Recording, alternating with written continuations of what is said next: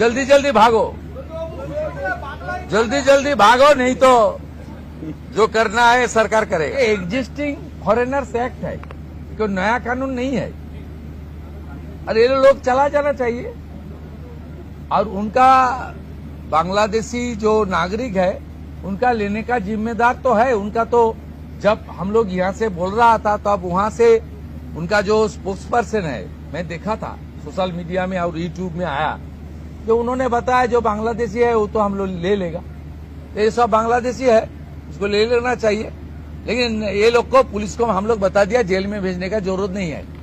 देश के रुपया में खाना खाएगा, कपड़ा देगा, मेडिसिन देगा, एक दामाद है ये लोग।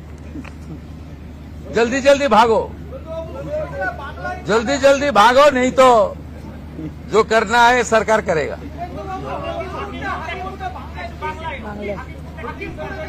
না না, আমি হাকিমপুর সম্পর্কে জানি না, আমি মিডিয়াতে দেখছিলাম।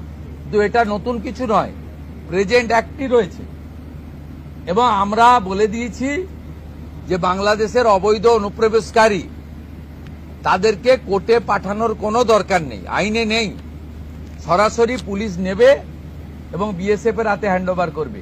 বিএসএফ এর যা ভারত সরকার বাংলাদেশ সরকারের সঙ্গে আছে এগ্রিমেন্ট, বাংলাদেশি প্রুফ করে হ্যান্ডওভার করে দেবে।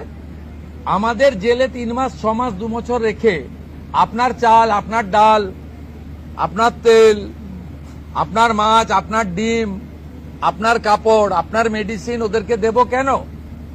এটা তো ভারতীয়দেরই ক্ষতি হচ্ছে, আমাদের রাজ্যেরই ক্ষতি হচ্ছে। সেই জন্য আইনটা এতদিন ছিল ভোট ব্যাংকের স্বার্থে কেউ বা কারা ব্যবহার করেনি। আমরা ভোট ব্যাংকের বাইরে গিয়ে দেশের স্বার্থে, রাজ্যের স্বার্থে এই আইন কার্যকর করছি।